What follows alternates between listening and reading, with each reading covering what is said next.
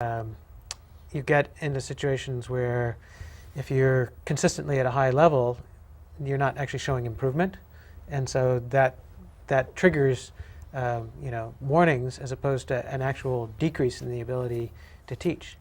The other thing that's a challenge, of course, is often it's looking at how is this fifth grade doing? Well, if the fourth grade that is coming into fifth grade was not well prepared, then that fifth grade is going to have a much higher challenge and, statistically speaking, not do as well.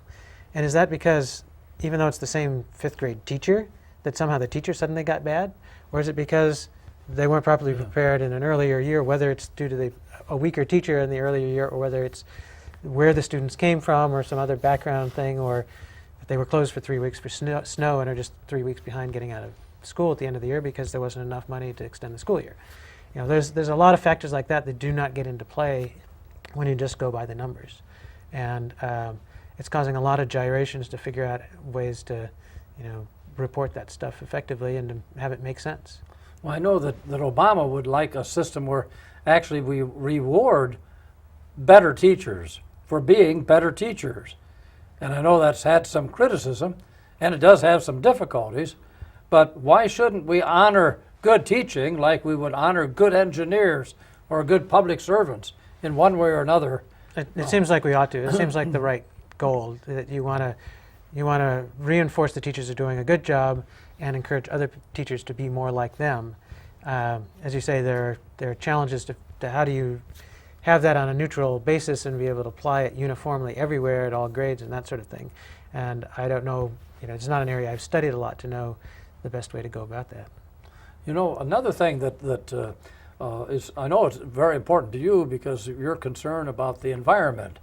What are some of the things that we need to be paying attention to in regard to the world we live in terms of its physical, natural, biological characteristics? Now, I know that you're very much involved in the development of parks and lagoons and things like that. What are some things that as a nation we ought to pay attention to that perhaps we've let go for a while?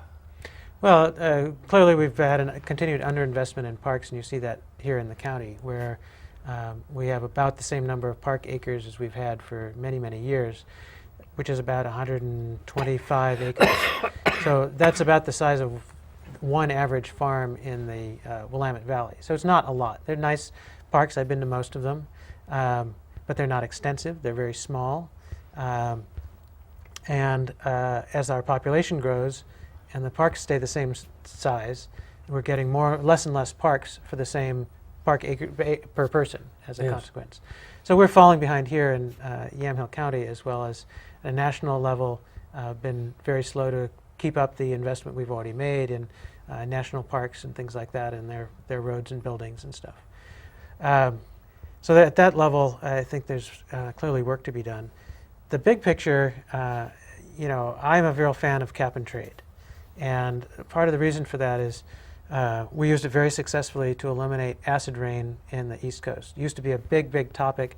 Nobody talks about it anymore because it's basically been fixed, and we used a version of cap and trade to do that, where we said, here's how much of this pollutant can be emitted, and we'll sell permits up to that amount, and you guys sort out, who can afford to buy them and who's going to use other means to cut that back.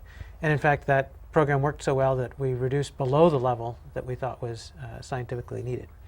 I think applying that same sort of thing to carbon to deal with climate change is important and more effective and more comfortable and easier for everybody than trying to regulate and say, here's what you can do and here's what you can't do. Here's the technology you have to install in your coal plant or whatever. Let the market sort those details out. Let the government figure out, here's what's safe. Here's a market to allocate that, and then let the market settle the price on that and find other alternatives, because that encourages innovative ways of solving the problem.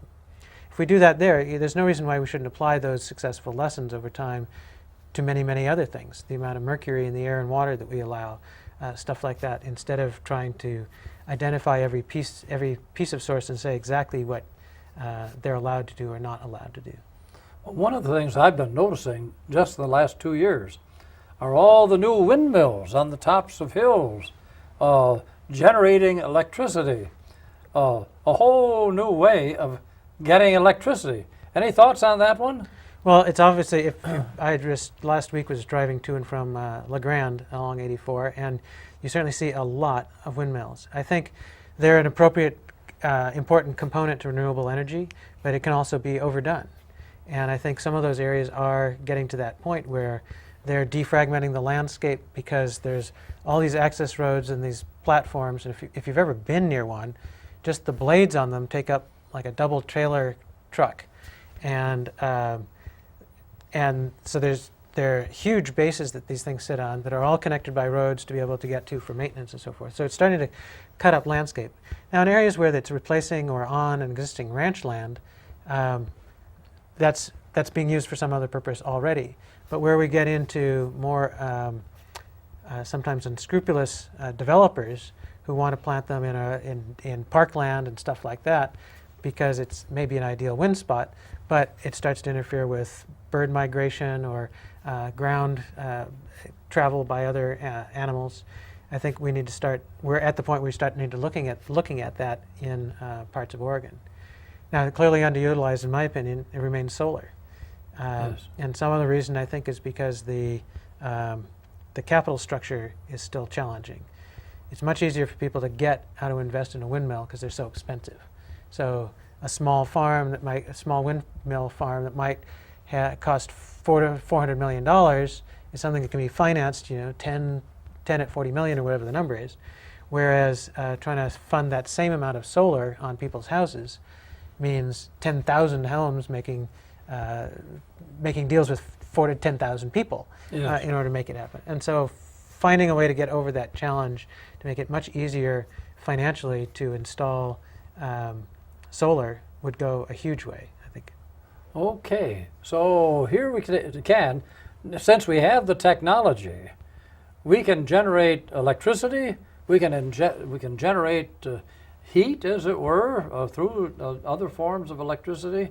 What about our highway system and transportation system? What is it that President Obama and the Congress, as well as the local legislature, should be about to improve transportation here in our time and in our place? Well, we invest a lot of public dollars in airports and roads, and we do not invest very much in railways. And I think that's one of the things Obama is trying to change, is to bring parts of our railway system up to a more modern standard where we can run much higher speed and much more efficient trains around. So that's, I think, an important component. The overall one that I tend to really worry about in rural areas is we're never going to be served by a lot of these things. And so we're still stuck with a lot of gas transportation. You can use hybrids on the road, but there's not a lot of regenerative braking going on when you're out on a tractor.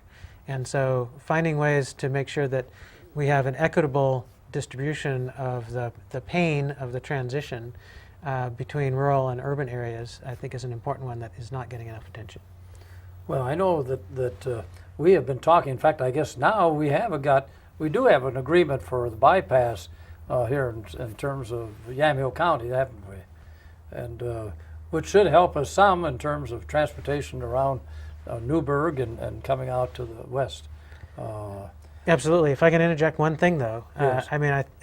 It's great that we have finally made progress, but it's important to recognize that progress that was made in this legislative session is in spite of a number of our local legislators who said they were out lobbying for the bypass, and then when it came time to vote on the package, voted no. And while they say they're voting against increasing taxes that come along with it, I don't understand how you can say, I'm for the bypass, but I'm against funding the bypass. If you're going to be a legislator, that's part of the deal. You can't just go out there and be for things and make it up to the voters to vote against things. You're supposed to, we voted people in there to make those trade-offs. Sometimes they're too difficult, then hand the whole package off to somebody else. But if they don't want to do their job, they just shouldn't be there. Yeah, as a matter of fact, if we want progress, we really do have to pay for it. And that has to do with our health, about our highways, about our skyways, about the many ways in which we now live. And that's just part of being a responsible citizen. So that means voting for Democrats. Voting for Democrats. There you go. been great to have you on Speaking Frankly. Thank you, Frank.